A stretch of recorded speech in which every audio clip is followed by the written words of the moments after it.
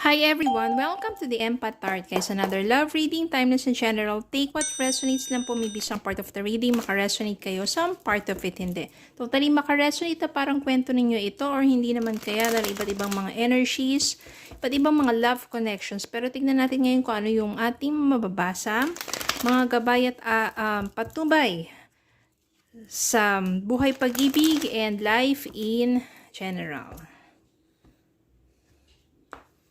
Itignan po natin. Spirit guys, send me messages on love connections ito, lessons in life and guidance na nais yung ipabatid sa amin, mga aral kabay sa buhay pag-ibig. Send me more messages to Spirit Guide.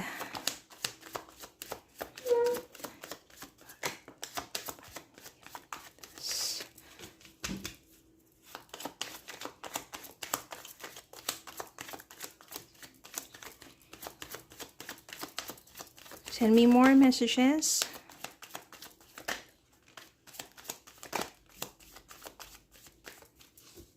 Okay. Tingnan po natin ang mga mensahe na ito.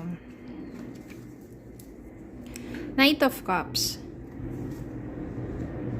The World. Ten of Wands. Six of Cups, the Emperor, Ace of Swords, Two of Pentacles, Nine of Cups.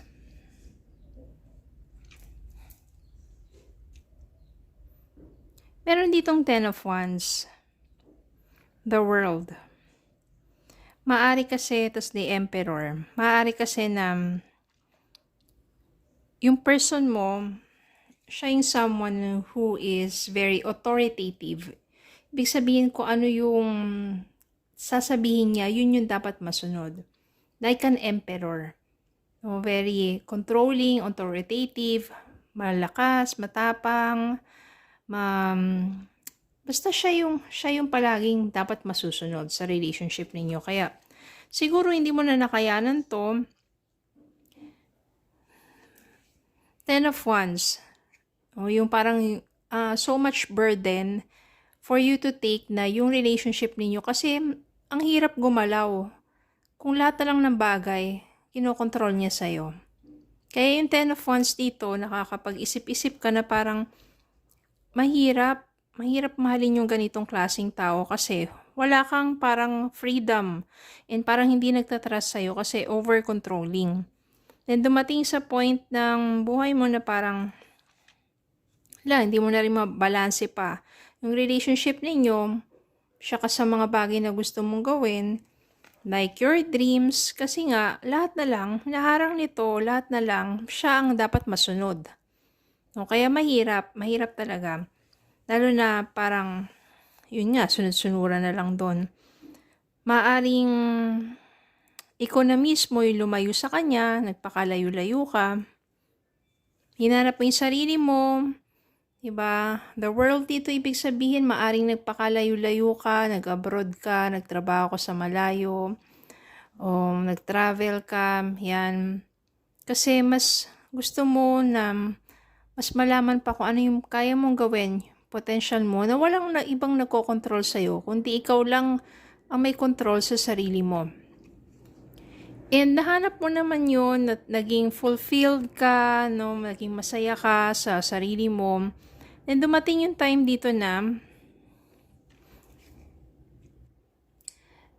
maaring nag-meet kayo somewhere ng isang kaibigan mo. Matagal mo ng kaibigan ito, maaring kababata, kakilala dati pa, o friends, before old friends, yan. Na mas bata sa'yo, mas bata sa'yo. Tapos, yan, nagkaroon kayo ng time, bonding, kwentuhan, ganyan, coffee date, mga ganun, at naging masaya ka. Doon mo naramdaman sa kanya yung parang muli kang lumigaya. Then, etong taong to, palagi na siyang dumadalo sa'yo, nakikipag-meet sa'yo, no? Parang nararamdaman mo na sweet siya sa'yo. Kaya naman, maybe, you have cleared out your mind na, yes, it's time for you to love again. And with this new love, tong person na to, hindi naman siya new kasi matagal mo na siyang kilala, nag-reunite lang kayo. Ito na yung wish fulfillment sa buhay mo. Dati kasi siguro mas may edad sa'yo to. Mas may edad sa'yo na wala ka naman ginawa, kundi sundin na lang siya ng sundin kasi siya ngayon nagtitake control sa buhay mo. Then, you have your freedom.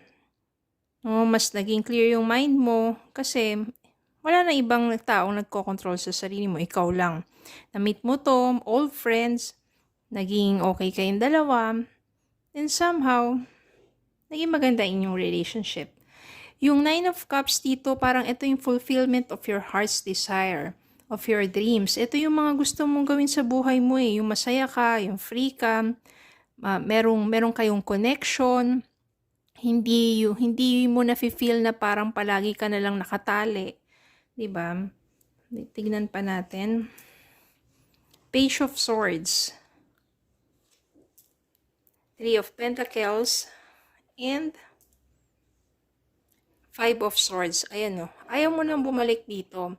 Kasi ito yung nangyari sa'yo before. Dito, sa kanya. Palagi ka na lang kawawa. Palagi na lang pag-aaway, pagtatalo. Konting bagay lang. Tapos siya, controlling nga, selos, kawawa ka. Baka physically nga, nasasaktan ka ng taong yun eh. Pero mabuti na lang, you made up your mind. Diba? Ikaw na mismo yung nagpakalayo-layo. Ngayon naman dito sa new person mo, siya yung someone na very supportive. Parang pareho rin kayo ng mga, good vibes. Pareho rin kayo ng mga gustong gawin. Ng passion, diba? At maganda dito nagtutulungan kayo at pareho kayo masaya sa ginagawa ninyo. Kaya mabuti na lang, ikaw na mismo sa sarili mo na you take back your control sa sarili mo. Hindi mo hinahayaan na patuloy ka na lang na mag-suffer sa ganitong klaseng relationship.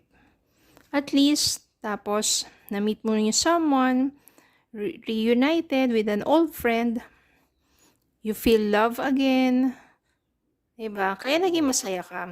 Kaya masasabi natin, wish fulfillment ito para sa'yo. Sa iba dyan, gano'n naman talaga, kapag ka-feeling mo wala kang kalayaan sa relasyon na yun at sobrang bigat ng dalhin, ikaw na, free yourself. Especially those na being manipulated sa isang relasyon. Huwag mo hayaang manipulahin ka ng taong yun. Paano mo malalaman yun? Kapag hindi ka masaya. Kapag feeling mo, di ba, parang wala ka ng control sa sarili mong buhay. You are being manipulated. You are the one who has control over yourself, who has the power, diba, to do things para sa sarili mong kapakanan. Kaya do the right thing para sa'yo. Ano po natin? Anong message para sa inyo? Open your eyes. If someone shows you who they are, believe them the first time.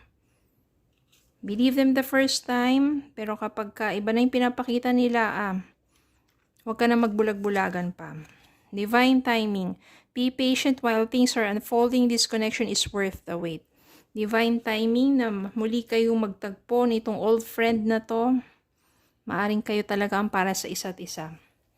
Ba? So, yun lang po. Maraming salamat po for watching. Please don't forget to like, share, comment, subscribe, follow me on Facebook and YouTube. Have a good day po and God bless.